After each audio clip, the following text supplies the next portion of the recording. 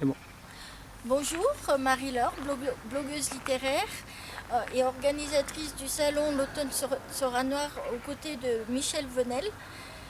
Aujourd'hui, nous accueillons Daniel Thierry, Pierre Poucheret et Anouk Schuttenberg qui vont répondre à mes questions. Déjà, merci. Et ma première question est d'où vient votre inspiration quand vous écrivez vos livres? Alors, comment dire, c'est une question un peu vaste, un peu vague. L'inspiration, je pense qu'on la trouve déjà dans ce qu'on vit, dans ce qu'on a vécu professionnellement, ce qui me concerne. Et puis, ce qui concerne Pierre aussi, puisque on fait du polar. Donc, l'inspiration, elle est sourcée par nos expériences diverses. Quelques années, en ce qui me concerne, 38 ans de police. Voilà. Bon, moi j'aimais le polar avant d'être flic, je dirais presque c'est le polar qui m'amène à la police et la police qui me ramène au polar. Voilà, c'est toujours été un univers qui me plaisait, qui me passionnait et donc voilà, aller chercher un peu derrière les apparences, regarder derrière les miroirs, pas toujours se regarder soi dans le miroir, mais aller voir ce qui se passe derrière, c'est comprendre les choses.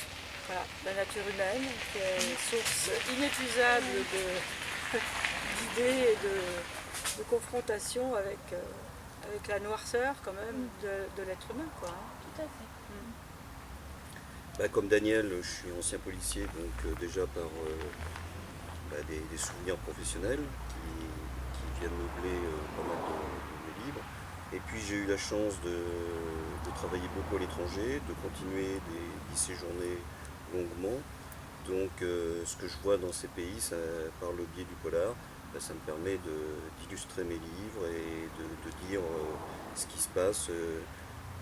L'Afghanistan, la Turquie, le Cameroun dernièrement, où j'ai fait un bouquin sur le trafic international de bois.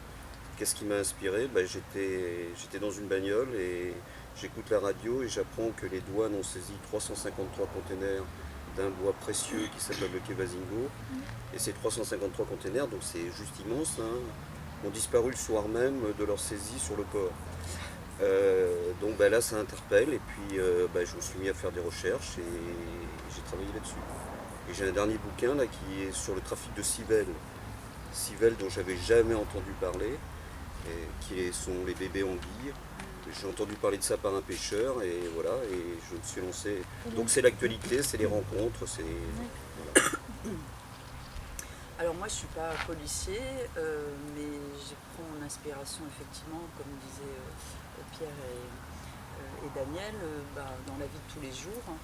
Je lis des polars depuis que je suis haute comme 3 pommes.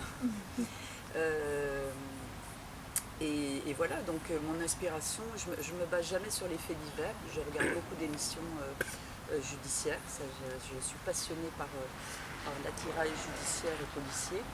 Donc je me renseigne beaucoup, j'essaye de ne pas faire trop dire de bêtises dans mes bouquins.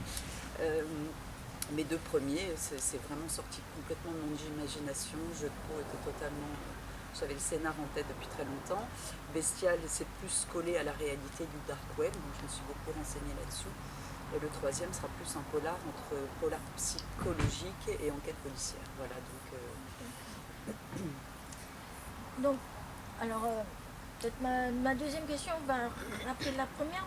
Comment vous procédez quand vous écrivez? Est-ce que vous faites un plan ou vous écrivez au fil de l'eau, comme ça vous vient? Moi perso, sur les 3 bouquins que j'ai sortis, j'ai travaillé différemment à chaque fois. Le premier, il a été craché en 4 mois parce que j'avais encore une fois ce scénar en tête depuis 5 ans. Le deuxième a pris plus de temps, jamais de plan pour les 2 premiers.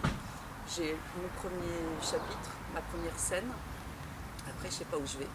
Et pour le 3e, par contre, j'avais un vrai synopsis très très clair dans ma tête, ce qui m'a un peu gênée au départ parce que je me suis dit je vais un peu m'ennuyer à l'écrire.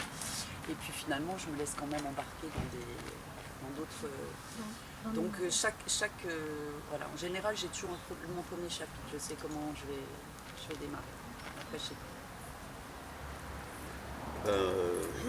Alors, je fais de temps en temps un plan, mais un plan qui est sur une page, très simple.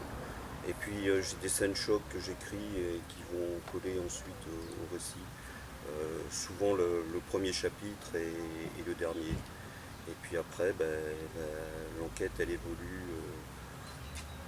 au fil de l'écriture. Ouais. Bon, moi je fais pas du tout comme ça, je suis la rigueur même. C'est-à-dire que j'entends des fois, ouais, moi je commence et puis on verra bien, et puis je me laisse embarquer par des personnages. Non, non, moi c'est moi la patronne, donc les personnages, ils font ce que je leur dis de faire. Non, je schématise évidemment, mais il faut que ce soit construit, parce que en réalité, moi j'aime écrire bien sûr, mais ce qui m'intéresse surtout c'est tout ce qui précède. C'est-à-dire c'est les recherches, c'est le travail en amont, c'est l'excitation. À partir de l'idée, je me dis, bon là je tiens quelque chose et je vais petit à petit, je vais composer, construire ce truc-là, construire l'histoire, construire l'intrigue. Et donc au fur et à mesure, j'avance. Je fais comme pour un scénario de télé, de cinéma. C'est-à-dire que je vais scène par scène. Et chaque scène, des fois quand je bute sur quelque chose, je me dis c'est pas sans raison. Voilà. Donc tant que je n'ai pas franchi l'obstacle, tant que je n'ai pas validé le truc, j'attends. Et le temps d'écriture finalement il est relativement court. Ça peut, un livre en écriture pure, ça me prend 2 mois, pas plus. D'accord. Mais avant, ça peut durer 1 an. Et donc, petite dernière question. Comment êtes-vous en contact avec une maison d'édition? Comment on entre en contact? Voilà. Comment on débute le contact? Voilà, comment on est en contact? Voilà, comment vous êtes en contact, comment vous procédez pour que votre livre soit édité. On envoie des manuscrits, je pense tous à peu près la même chose. Soit on a des contacts via des collègues, des gens qui ont déjà écrit, qui nous disent tiens, ça peut intéresser ma maison d'édition. Bon, au début, le premier, je l'ai envoyé, on m'avait donné des noms de maisons d'édition qui faisaient du polar, parce qu'on fait du polar, quant à faire. Puis après on attend la réponse. Et ensuite, les relations avec elle, alors ça évolue, parce qu'on en parlait hier entre nous, c'est quand même un monde très très fluctuant, l'édition.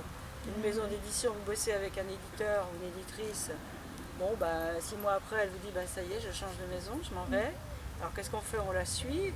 Elle ne peut pas forcément d'ailleurs emmener ses auteurs avec elle ou avec lui. Et puis les boîtes changent, et puis il y en a qui posent la clé sous la porte, il y en a qui arrêtent de fonctionner. Donc, moi ça fait 30 ans presque que j'écris, je suis à peu près à 35 bouquins aujourd'hui.